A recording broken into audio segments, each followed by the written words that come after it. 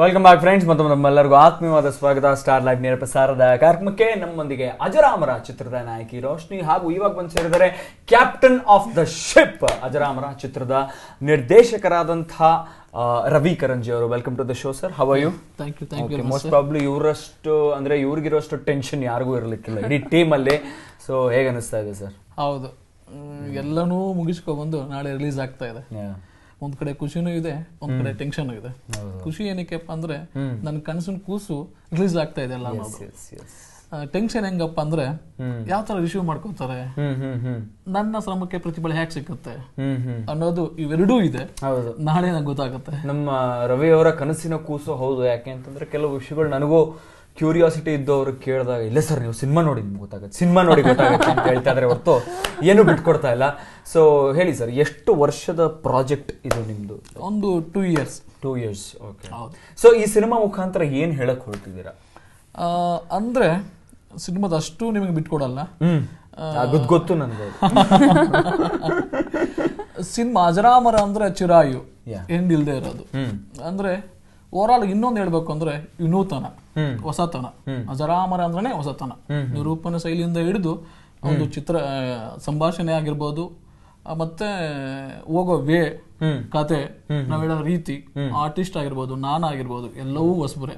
ಹೊಸತನ ತುಂಬಿದೆ. ಏನಾದ್ರೂ ಮಾಡಿದ್ರೆ ಸಾಧ್ಯ ಹೊಸತನ ಇರ್ಬೇಕು ಅನ್ನೋದೇ ಒಂದು ಮೂಲ ಉದ್ದೇಶ ಇಟ್ಕೊಂಡು ಮಾಡಿರುವಂತ ಚಿತ್ರ. ಖಂಡಿತ ಇಲ್ಲಿ ಇಡೀ ಫ್ಯಾಮಿಲಿ ಕುಂತ್ಕೊಂಡು ನೋಡುವಂತ ಚಿತ್ರ. ಮತ್ತೆ ಪ್ರತಿ ಸೀನಲ್ಲೂ ಕೂಡ ನಿಮ್ಗೆ ಹೊಸತನನೇ ಕೊಡ್ತಾ ಬಂದಿದ್ದೀನಿ. ಆದ್ರಿಂದ ಅಜರಾಮರ ಒಂದು ಚಿರಾಯು ಆಗಿರ್ತದೆ, ಒಂದು ಹೊಸತನ ತುಂಬಿಕೊಂಡಿದೆ, ಮತ್ತೆ ವಿಭಿನ್ನತೆ ಇದೆ. ಡೆಫಿನೆಟ್ಲಿ ಚಿರಾಯು ಆಗಿರುತ್ತೆ, ವಿಭಿನ್ನತೆ ಇರುತ್ತೆ, ಕಂಪ್ಲೀಟ್ಲಿ ಡಿಫ್ರೆಂಟ್ ಅಂತ ಹೇಳ್ತಾ ಇದ್ದಾರೆ. ಖಂಡಿತವಾಗ್ಲೂ ಇಷ್ಟು ಸಾಕು ಕ್ಯೂರಿಯಾಸಿಟಿ ಒಂದು ಸಿನಿಮಾ ನೋಡೋಕ್ಕೋಸ್ಕರ. ಸೊ ಈಗ ಮೇನ್ ಆಗಿ ಒಂದು ಚಿತ್ರದ ನಾಯಕ ಹಾಗೂ ನಾಯಕಿ ಒಂದು ಕಾಸ್ಟಿಂಗ್ ಬರಬೇಕು ಅಂತಂದ್ರೆ ನಾಯಕ ಒಂದು ತಾರಕ್ ಅವರು ಅಂಡ್ ನಾಯಕಿ ಇಲ್ಲೇ ಗೊತ್ತಿದ್ದಾರೆ ರೋಶ್ನಿ ಅವರು. ಸೊ ಇವರ ಒಂದು ಸೆಲೆಕ್ಷನ್ ಹೇಗೆ ನೀವು ಮಾಡ್ಕೊಂಡ್ರಿ? ಫಸ್ಟ್ ಸ್ಕ್ರಿಪ್ಟ್ ಅಂದ್ರೆ ಇಂಥವ್ರನ್ನ ಇಟ್ಕೊಂಡ್ ಮಾಡ್ಬೇಕು ಅನ್ನೋದು ಇರ್ಲಿಲ್ಲ. ಫಸ್ಟ್ ಕತೆ ಚೆನ್ನಾಗ್ ಮಾಡ್ಬೇಕು ಅನ್ನೋದಷ್ಟೇ. ನಾನು ಒಬ್ಬ ಹೊಸಬ, ಕತೆ ಚೆನ್ನಾಗ್ ಮಾಡ್ಬೇಕು. ಈಗಿನ ಟ್ರೆಂಡ್ ನಿಮ್ಗೆ ಗೊತ್ತಿದೆ, ಹೊಸಬರಿಗೆ ಎಷ್ಟು ಆದ್ಯತೆ ಇದೆ, ಹೆಂಗ್ ರಿಸೀವ್ ಮಾಡ್ಕೋತಾರೆ. ಆಮೇಲೆ ನಾನು ಕತೆ ಮಾಡಾದ್ಮೇಲೆ ಈ ಕತೆಗೆ ಯಾರು ಸೂಕ್ತ ಅನ್ನೋದು ಒಂದು ಬರುತ್ತೆ. ಅವಾಗ ನನ್ಗೆ ಅನ್ಸುತ್ತು ಕತೆಗೆ ಹೊಸಬನ ಇಟ್ಕೊಂಡು ಮಾಡಿದ್ರೆ ಚಂದ ಅನ್ಸುತ್ತು. ನನ್ನ ಕತೆಗೆ ಆಪ್ಟ್ ಆಗಿರ್ಬೇಕು, ಮತ್ತೆ ಅದಕ್ಕೆ ತಕ್ಕಾಗೆ ನಾವ್ ಏನ್ ಹೇಳ್ತೀವಿ, ಮತ್ತೆ ನಮ್ದೊಂದಿಷ್ಟು ವರ್ಕೌಟ್ ಇದೆ, ಅದನ್ನೆಲ್ಲವೂ ನಾವು ಬ್ಲೆಂಡ್ ಮಾಡೋದಿಕ್ಕಂದ್ರೆ ನಮ್ಮ ಸರ್ಕಲ್ ಅಲ್ಲೇ ಇರೋವಂಥದ್ದಾಗಬೇಕು. ಅದಕ್ಕೋಸ್ಕರ ನಾವು ಕಥೆಯೆಲ್ಲ ಸಂಪೂರ್ಣ ಮಾಡ್ಕೊಂಡು ಸರ್ಚಿಂಗ್ ಅಲ್ಲಿ ಇರ್ಬೇಕಾದ್ರೆ ನನ್ಗೊಂದು ಆಫರ್ ಬಂತು, ಇಂಥವ್ರ ಹತ್ರ ಹೋದ್ರೆ ಖಂಡಿತ ಸಿಗ್ತಾರೆ ಅಂದಾಗ. ಅವಾಗ ಅಲ್ಲಿ ಹೋಗಿ ಭೇಟಿಯಾಗಿ ಅವಾಗ ಬಂದವರೇ ತಾರಕ್ಕ. ಅವ್ರು ನೋಡಿದಾಗ ಸ್ಟಾರ್ಟಿಂಗ್ ಅನ್ಸ್ತು, ತುಂಬಾ ಕ್ಲೀನ್ ಸೇವ್ ಮಾಡ್ಕೊಂಡಿದ್ರು, ಇವರೆಲ್ಲ ನಾರ್ತ್ ಇಂಡಿಯನ್ಸ್ ಅಂತ ಅನ್ಸ್ಬಿಡ್ತು. ಆಮೇಲೆ ಅವ್ರದೊಂದು ವಿಡಿಯೋ ಮಾಡಿದ್ರು, ಸಣ್ಣ ಒಂದು 5 ನಿಮಿಷದ್ದು. ಅದನ್ನ ನೋಡಿ ತುಂಬಾ ಇಂಪ್ರೆಸ್ ಆಯ್ತು.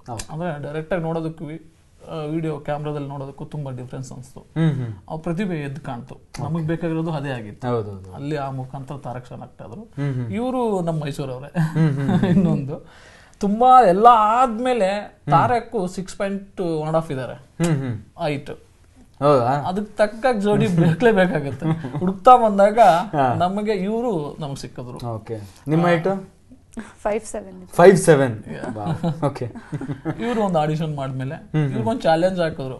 ಸರ್ ನಾನು ಫಸ್ಟ್ ಟೈಮ್, ನನಗೆ ಏನು ಅಂತ ಗೊತ್ತಿಲ್ಲ, ನೀವು ತಗೊಳ್ತೀನಿ ಅನ್ನೋದ್ರೆ ನಾನು ರೆಡಿ.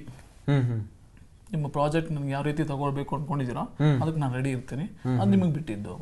ನಮ್ಗೊಂದು ಚಾಲೆಂಜಿಂಗ್ ಆಯ್ತು. ನನ್ನ ಫಸ್ಟ್ ಹೊಸ ಪ್ರಾಜೆಕ್ಟ್ ಆದ್ರೂ ಕೂಡ ನಾನು ಅದನ್ನ ನನ್ನ ಡೈರೆಕ್ಷನ್ ನಿಭಾಯಿಸೋದೇ ದೊಡ್ಡ ಕಷ್ಟ ಆಗಿರ್ತದೆ. ಅದ್ರೊಳಗಡೆ ಇವ್ರನ್ನ ತಿದ್ಕೊಂಡು ಹೋಗೋದು ದೊಡ್ಡ ಕಷ್ಟ ಅನಿಸ್ತು. ಎಲ್ಲ ಇಲ್ಲ, ತುಂಬಾ ಟ್ಯಾಲೆಂಟೆಡ್. ಹೇಳಿದ್ರೆ ಒಂದು ಕ್ಷಣ ಗ್ರಾಸ್ ಮಾಡ್ಕೊಂಡು ಬಹಳ ಬೇಗ ಗ್ರಾಸ್ ಮಾಡ್ಕೊಂಡು. ಓಕೆ, ಸೊ ಡೈರೆಕ್ಟರ್ ಸರ್ ಜೊತೆ ವರ್ಕ್ ಮಾಡಿದಂತ ಎಕ್ಸ್ಪೀರಿಯನ್ಸ್ ಹೇಗಿತ್ತು ನಿಮ್ಗೆ? ಹೇಗೆ ಹೇಳೋದು, ಲೈಕ್ ವೆರಿ ತುಂಬಾ ಕಾಮ್ ಪರ್ಸನ್ ಇವರು. ಸರ ಕೋಪ ಆಗ್ಲಿ ಅಥವಾ ತುಂಬಾ ಟೆನ್ಷನ್ ಇಂದ ಈ ಕಡೆ ಆ ಕಡೆ ಓಡಾಡೋದಾಗ್ಲಿ ಇಲ್ಲ. ಮತ್ತೆ ಅವ್ರಿಗೊಂದು ಶಾರ್ಟ್ ಮೈಂಡ್ ಅಲ್ಲಿ ಬಂದಾದ್ಮೇಲೆ ಅದ್ ಸಿಗೋವರ್ಗುನು ಎಷ್ಟೇ ಶಾರ್ಟ್ಸ್ ಆಗ್ಲಿ ಕಣ್ ಮುಚ್ಕೊಂಡ್ ಮಾಡಿ ಮಾಡಿ ಅಂತ ಹೇಳ್ತಿರ್ತಿದ್ರು ಅವರು. ಅಂದ್ರೆ ಇವಾಗ ಅವರು ಮೈಂಡ್ ಅಲ್ಲಿ ಅನ್ಕೊಂಡಿದ್ರೆ ಆಚೆ ಸಿಗೋವರೆಗೂ ಕೋಪನ ತುಂಬಾ ಚೆನ್ನಾಗಿ ಕಂಟ್ರೋಲ್ ಮಾಡೋದು ಕಲ್ತಿದ್ದೀರಾ ಸರ್? ಕೋಪ ಇಲ್ಲ ಇವ್ರಿಗೆ ಕೋಪ ಇಲ್ಲ. ಆಕ್ಚುಲಿ ನಾವ್ ನೋಡಿರೋ ಪ್ರಕಾರ, ನನಗೆ ಗೊತ್ತಿರೋ ಪ್ರಕಾರ ಫಸ್ಟ್ ಡೇ ನೋಡಿದ್ರಿಂದ ಇಲ್ಲಿವರೆಗೂ ನಾನು ಕೋಪ ನೋಡಿಲ್ಲ ಈ ನಮ್ ಸರ್ ಹತ್ರ. ತೋರ್ಸಿಲ್ಲ ಹೇಳ್ಬೋದು ಆತರ. ಅಂದ್ರೆ ನನ್ನ ಹತ್ರ ಅಂತಾನೆ ಇಲ್ಲ, ಯೂನಿಟ್ ಅವ್ರ ಜೊತೆನೂ ಅಷ್ಟೇನೆ. ಇಲ್ಲ ಯೂಶಲಿ ಒಬ್ಬ ಆರ್ಟಿಸ್ಟ್ ಜೊತೆ ತೋರ್ಸಲ್ಲ, ಇಲ್ಲ ಅಸಿಸ್ಟೆಂಟ್ ಡೈರೆಕ್ಟರ್ ಜೊತೆ ಕೋಪವಾಗಿರ್ತಾರೆ ಅಂತೆಲ್ಲ ಇರ್ತಿತ್ತಲ್ಲ, ಆತರ ಏನ್ ಇರ್ಲಿಲ್ಲ. ಮತ್ತೆ ಹಾಗೇನೆ ಅವ್ರ ಮೈಂಡ್ ಅಲ್ಲಿ ಒಂದು ಕೂತ್ಕೊಂಡಿದ್ದಾಗ ಆ ಶಾರ್ಟ್ ಸಿಗೋವರೆಗೂನು ಏನೇ ಆದ್ರೂ ಬಿಡ್ತಿರ್ಲಿಲ್ಲ.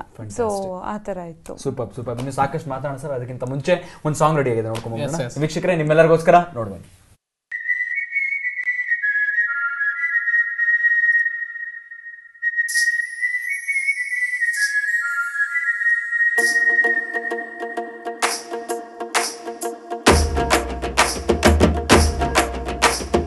ವೆಲ್ಕಮ್ ಬ್ಯಾಕ್ ಫ್ರೆಂಡ್ಸ್, ಮತ್ತು ತಮ್ಮೆಲ್ಲರಿಗೂ ಆತ್ಮೀಯವಾದ ಸ್ವಾಗತ ಸ್ಟಾರ್ ಲೈವ್ ನೇರ ಪ್ರಸಾರದ ಕಾರ್ಯಕ್ರಮಕ್ಕೆ. ನಮ್ಮೊಂದಿಗೆ ಅಜರಾಮರ ಚಿತ್ರದ ನಾಯಕಿ ರೋಶ್ನಿ, ಹಾಗೆ ಚಿತ್ರದ ನಿರ್ದೇಶಕರು ರವಿ ಕರಂಜಿ ಅವರಿದ್ದಾರೆ.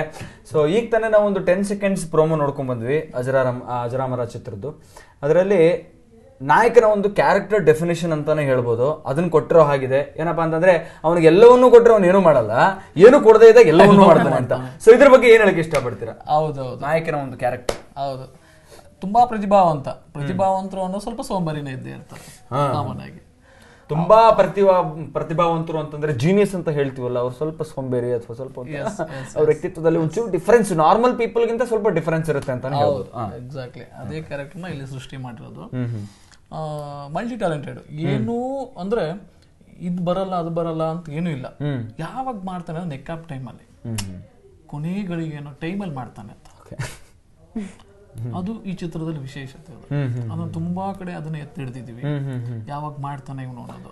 ಪ್ರತಿಯೊಬ್ರು ಮನುಷ್ಯರು ಒಂಥರ ಹಂಗೆ ಅಂತ ಅನ್ಸಲ್ಲ ನಿಮ್ಗೆ? ಲಾಸ್ಟ್ ಮೂಮೆಂಟ್ ಮಾಡಿದ್ರು ಅಲ್ಲಿವರೆಗೂ ನಾಳೆ ಮಾಡ್ತಾರೆ, ಸೀರಿಯಸ್ನೆಸ್ ಬರೋದೇ ಯಾವಾಗ ನಮ್ಮ ಹೆಸರು ಹೋಗ್ತಾ ಇದ್ದೇನೆ ಟೈಮಲ್ಲಿ ಅಯ್ಯೋ ಬದುಕಬೇಕಾಗಿತ್ತಲ್ಲ ಅಂತೀವಿ. ಇವಾಗ ನೋಡಿ 31st ಲಾಸ್ಟ್ ಜಿಯೋ ಅಂತ ಇವಾಗೆಲ್ಲ ಸಬ್ಸ್ಕ್ರಿಪ್ಷನ್ ಮಾಡ್ಕೊಂತ ಇದಾರೆ, ಮಾಡ್ಕೊಂಡ್ರಾಯ್ತು ನಮಗೂ ಕೂಡ. ಇವಾಗ ಫುಲ್ ನೆಟ್ವರ್ಕ್ ಅಲ್ಲಿ ಜಾಮ್ ಆಗಿದೆ. ಸಿನಿಮಾನು ಹಾಗೇನೆ, ಪ್ರತಿ ಸಾರಿ ಈಕೆ ಏನೆಲ್ಲ ಸಪೋರ್ಟ್ ಮಾಡ್ತಾ ಬಂದ್ರು ಕೂಡ ತಗೊಳಲ್ಲ ಆತ. ಅವನ್ ಯಾವ್ದು ಒಂದು ವಿಭಿನ್ನತೆ ಇರ್ತದೆ. ಯಾವಾಗ ಮಾಡ್ತಾನಪ್ಪ ಅಂದ್ರೆ ನೆಕ್ ಅಪ್ ಟೈಮಲ್ಲಿ ಮಾಡ್ತಾನೆ, ಅದು ಯಾರಿಗೂ ಗೊತ್ತಾಗಲ್ಲ. ಒಂದು ಇನ್ಸಿಡೆಂಟ್ ಏನಪ್ಪಾ ಅಂತಂದ್ರೆ ಚಿತ್ರದಲ್ಲಿ ಈತನಿಗೆ ಏನಾದ್ರೂ ಮಾಡ್ಬೇಕು ಅನ್ನೋದು ಈಕೆದು, ಇವ್ನ ಲೈಫ್ ನ ಕೊಡ್ಬೇಕು ಅನ್ನೋದು. ಎಲ್ಲಾ ಕಡೆನೂ ಕರ್ಕೊಂಡು ಹೋಗ್ತಾಳೆ, ರಿಕ್ವೆಸ್ಟ್ ಮಾಡ್ತಾಳೆ ತುಂಬಾ. ಅಲ್ಲೆಲ್ಲ ಏನಾದ್ರೂ ಒಂದು ಕಾರಣ ಹೇಳ್ತಾ, ಪ್ರಾಬ್ಲಮ್ ಹೇಳ್ತಾ, ಅದ್ರ ಮೇಲೆ ಎತ್ತಾಗ್ತಾ ಅದ್ ಚೆನ್ನಾಗಿಲ್ಲ ಇದು ಚೆನ್ನಾಗಿಲ್ಲ ಅಂತ ಹೇಳ್ತಾ ಬರ್ತಾ ಇರ್ತಾರೆ. ಈಕೆ ತುಂಬಾ ಬೇಸತ್ತ ಹೋಗ್ತಾಳೆ, ನಿನ್ ಲೈಫ್ ಎಲ್ಲದಕ್ಕೂ ರೀಸನ್ಸ್ ಕೊಡ್ತಾ ಇದೀಯ ಅಂತ. ಅಲ್ಲಿ ಸರಿ ಅಂದ್ಬಿಟ್ಟು ಬೈಕೊಂಡು ರೋಡ್ ಸೈಡ್ ಅಲ್ಲಿ ಹೋಗ್ತಾ ಇರ್ಬೇಕಾದ್ರೆ ಅಲ್ಲಿ ಏನೋ ನೋಡ್ತಾನೆ ಆತ, ಅದು ನೆಕ್ ಅಪ್ ಟೈಮ್ ಬೇಕಾಗಿದೆ ಅನ್ನೋ ಟೈಮ್. ಬೈಕೊಂಡು ಹೋಗ್ತಾ ಇರ್ಬೇಕಾದ್ರೆ ಸೋಲೋ ಆಗ್ತಾರೆ, ಟರ್ನ್ ಆಗಿ ನೋಡ್ತಾರೆ, ಅವ್ನ ಪಕ್ಕದಲ್ಲಿ ಇರಲ್ಲ, ಹುಡುಕ್ತಾರೆ ಎಲ್ಲಿದೆ ಅನ್ನೋದು. ಎಲ್ಲೇ ಏನೋ ಕುಂತ್ಕೊಂಡು ಮಾಡ್ತಾ ಇರ್ತಾನೆ. ಏನೋ ಮಾಡ್ತಾ ಇದೀಯ ಅಂತಂದ್ರೆ ಕೊಡೆ ಮಾಡ್ತಾ ಇರ್ತಾನೆ, ವೇಸ್ಟ್ ತಗೊಂಡು ಕೊಡೆ ಮಾಡ್ತಾ ಇರ್ತಾನೆ. ಅವ್ನಿಗೂ ಶಾಕ್ ಆಗುತ್ತೆ, ಅಲ್ಲಯ್ಯ ನಾನು ನಿನ್ ಲೈಫ್ ಬಗ್ಗೆ ಇಷ್ಟೆಲ್ಲ ಕೇರ್ ತಗೊಂಡು ಹುಡುಕ್ತಾ ಅವ್ರ ಹತ್ರ ನಾನು ರಿಕ್ವೆಸ್ಟ್ ಮಾಡ್ತಾ ಇದ್ರೆ, ನಾನ್ ನಿನ್ ಬಗ್ಗೆ ಮಾತಾಡ್ತಾ ಇದ್ರೆ ನೀನ್ ಕುಂತ್ಕೊಂಡು ಏನೋ ಮಾಡ್ತಾ ಇದೆಯಲ್ಲ, ನನಗೆ 1 ನಿಮಿಷ ಟೈಮ್ ಕೊಡ್ತಾರೆ. ಅದು ವೇಸ್ಟ್ ಕ್ರಾಪ್ಸ್ ಎಲ್ಲ ತಗೊಂಡು ಒಂದು ಕೊಡೆ ಮಾಡ್ತಾನೆ, ತುಂಬಾ ಬ್ಯೂಟಿಫುಲ್ ಆಗಿರ್ತದೆ. ಅಲ್ಲಿ ಒಂದು ಶಾರ್ಟ್ ತೋರಿಸಿದೀವಿ ನಾವು ಅದನ್ನ ಏನಕ್ಕೆ ಮಾಡ್ದ ಅಂತಂದ್ರೆ, ಆ ರೋಡ್ ಸೈಡ್ ಅಲ್ಲಿ ಫ್ರೂಟ್ ಹಣ್ಣು ಮಾಡ್ತಾ ಇರ್ತಾರೆ ಅಜ್ಜಿ. ಹಾಗೆ ತುಂಬಾ ಬಿಸಿಲಿಂದ ಬೇವರು ಬರ್ತಾ ಇರ್ತದೆ, ಅದನ್ನ ನೋಡಿ ಸಿಂಪತಿ ಬರುತ್ತೆ ಅದನ್ನೇ. ಅಲ್ಲಿ ತಗೊಂಡೋಗಿ ಆಕೆ ತಲೆ ಮೇಲೆ ಇಡ್ತಾನೆ, ಆಕೆ ವಿಶ್ ಮಾಡ್ತಾಳೆ, ನೀವು 100 ವರ್ಷ ಚೆನ್ನಾಗಿರಪ್ಪ ಅಂತ.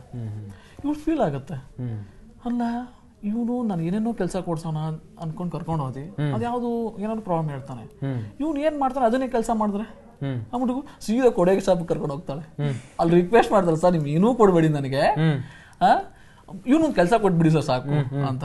ಹೌದಾ ಅಂತ ಕ್ರಿಯೇಟಿವ್, ಹೌದು ಸರ್ ವೇಸ್ಟ್ ಆಗಿರೋದಲ್ಲ ನೋಡಿ ಅದನ್ನ ಕೊಡಿ, ತುಂಬಾ ಇಬ್ಬಿನ ಕೊಡೆ ಮಾಡ್ಕೊಡ್ತಾನೆ, ನಿಮ್ ಕಂಪ್ನಿ ಟಾಪ್ ಲೆವೆಲ್ ತಗೊಂಡ್ ಹೋಗ್ತಾನೆ ಅಂತ. ಆಯ್ತು ಹಂಗಾರೆ ತಗೋ, ಇವತ್ತಿಂದ ಶುರು ಮಾಡ್ತಾನೆ. ಒನ್ ಅವರ್ಸ್ಲಿ ಇಮಿಡಿಯೇಟ್ಲಿ ಓಡ್ ಬರ್ತಾಳೆ, ಫೋನ್ ಮಾಡಿ ಕಳಿಸ್ಕೊತಾರೆ ಬಾ ಆಮೇಲೆ ಅಂತ. ಏನಾಯ್ತು ನೋಡಮ್ಮ, ಇಲ್ಲಿ ನನ್ನ ಮಗ ಮಾಡಿರೋ ಕೆಲ್ಸಗಳಂಗೆ ಎಲ್ಲ ಮುರಿದು ಗುಡ ಮಾಡಬಿಟ್ಟಿರ್ತಾನೆ. ಅಂದ್ರೆ ನೋಡಿ ಏನಂತಂದ್ರೆ, ನಾವ್ ಇಷ್ಟಪಟ್ಟಿದ್ದು ಅವ್ನ್ ಏನಾದ್ರು ಕೊಡ್ತಾ ಬಂದ್ರೆ ಅವ್ನು ಏನೂ ಅಂದ್ರೆ ನಾಯಕಂದು ಇಂಟ್ರೊಡಕ್ಷನ್ ಯಾವ ರೀತಿ ಅಥವಾ ಅವನ ವ್ಯಕ್ತಿತ್ವ ಹೇಗೆ ಅಂತಂದ್ರೆ, ಅವಂದೇ ದಾರಿ ಅವಂದೇ ಥಿಂಕ್. ನೀವ್ ಅನ್ಕೊಂಡಾಗಲ್ಲ, ನೀವ್ ಅನ್ಕೊಂಡಾಗಲ್ಲ. ಇವ್ರು ಓಕೆ ಏನೋ ವೇಸ್ಟ್ ಮೆಟೀರಿಯಲ್ ಇಂದ ಕೊಡೆ ಮಾಡದ ಅಂದ ತಕ್ಷಣ ಓಕೆ ಇವ್ನ್ ಮಾಡೋದನ್ನೇ ಕೊಡ್ಸೋಣ ಅಂತ ಇವ್ರು ಕರ್ಕೊಂಡು ಹೋಗಿ ಕೊಡ್ಸಾರೆ, ಅಲ್ಲಿ ಕೆಲಸ ಹಾಳು ಮಾಡಿರ್ತಾರೆ. ಅವಾಗ ಇವ್ರಿಗೆ ಮತ್ತೆ ಕನ್ಫ್ಯೂಷನ್, ಇವಾಗ ಏನ್ ಮಾಡೋದು ಜೊತೆ. ಪ್ರತಿ ಸಾರಿ ಕೂಡ ನಿಮ್ಗೆ ಏನೆಲ್ಲ ಹಂಗೆ ಹೋಗ್ತಾ ಹೋಗುತ್ತೆ ಸಿನಿಮಾ, ನಿಮ್ಗೆ ಕ್ಯೂರಿಯಾಸಿಟಿ ಉತ್ಸಾಹ ಹೋಗುತ್ತೆ, ಏನಾಗ್ತಾರೆ ಏನಾಗ್ತಾರೆ. ನಾಯಕನ ಒಂದು ಕ್ಯಾರೆಕ್ಟರ್ ಡೆಫಿನೇಷನ್ ನಿಜವಾಗ್ಲೂ ಬಹಳ, ಇಂಟ್ರೊಡಕ್ಷನ್ ಒಂದು ನಿಮ್ಗೆ ತುಂಬಾ ಡಿಫ್ರೆಂಟ್ ಆಗಿದೆ. ಇಂಟ್ರೊಡಕ್ಷನ್ ತುಂಬಾ ಚೆನ್ನಾಗಿದೆ ನಿಮ್ಗೆ. ಇಂಟ್ರೊಡಕ್ಷನ್ ಹೆಂಗಪ್ಪ ಅಂದ್ರೆ ಆತನ ಈಗ ಬಿಟ್ಕೊಡಲ್ಲ ಅನ್ಕೊಂಡೆ ಎಲ್ಲ ಬಿಟ್ಕೊಡ್ತಾ ಇದಾರಲ್ಲ ಇವ್ರು. ಅಲ್ಲ, ನಾನು ಯಾಕಂದ್ರೆ ಜನ ಥಿಯೇಟರ್ ಬರ್ಬೇಕಾಗಿದೆ ಅಂತವು ನಾನು ಇಲ್ಲಿ ಹೇಳ್ತಿರೋದು ಒಂದೋ ಎರಡೋ ಹೇಳ್ಬೋದು ಅಂತ ನೂರಾರು ಮಾಡಿದೀನಿ ನಾನು. ನೂರಾರು ಮಾಡಿದ್ದೀರಾ ಸಿನಿಮಾದಲ್ಲಿ? ಒಂದು ಮಾಡ್ಬಿಟ್ಟು ಸಿನಿಮಾ ತೋರಿಸ್ಬಿಟ್ಟು ನಿಮ್ ಮೆಚ್ಚಿಸ್ಗೋಸ್ಕರ ಹೇಳ್ತಾ ಇಲ್ಲ, ಅಂತ ನೂರಾರು ಇದಾವೆ. ಇದು ಸಣ್ಣ ಬಟ್ ಇಂಟ್ರೊಡಕ್ಷನ್ ಇವಾಗ ಬಿಟ್ಕೊಡೋದು ಬೇಡ. ಇಂಟ್ರೊಡಕ್ಷನ್ ಬಹಳ ಮುಖ್ಯ ಒಂದು ಸಿನಿಮಾದಲ್ಲಿ, ನಾಯಕನ ಇಂಟ್ರೊಡಕ್ಷನ್ ಹೇಗಿರುತ್ತೆ ಅನ್ನೋದು. ಸೊ ಖಂಡಿತವಾಗ್ಲೂ ಅದನ್ನ ಅವ್ರು ಥಿಯೇಟರ್ ಅಲ್ಲೇ ಬಂದು ನೋಡ್ಲಿ ಅಂತ ಕೇಳ್ಕೊಂತೀನಿ.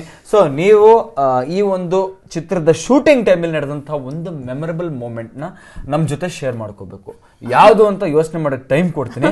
ಇವಾಗ ಸದ್ಯಕ್ಕೆ ಟ್ರೇಲರ್ ಮತ್ತೊಮ್ಮೆ ಅಜರಾಮರ ಚಿತ್ರದ ನೋಡ್ಕೊಂಡ್ ಬನ್ನಿ ಫ್ರೆಂಡ್ಸ್.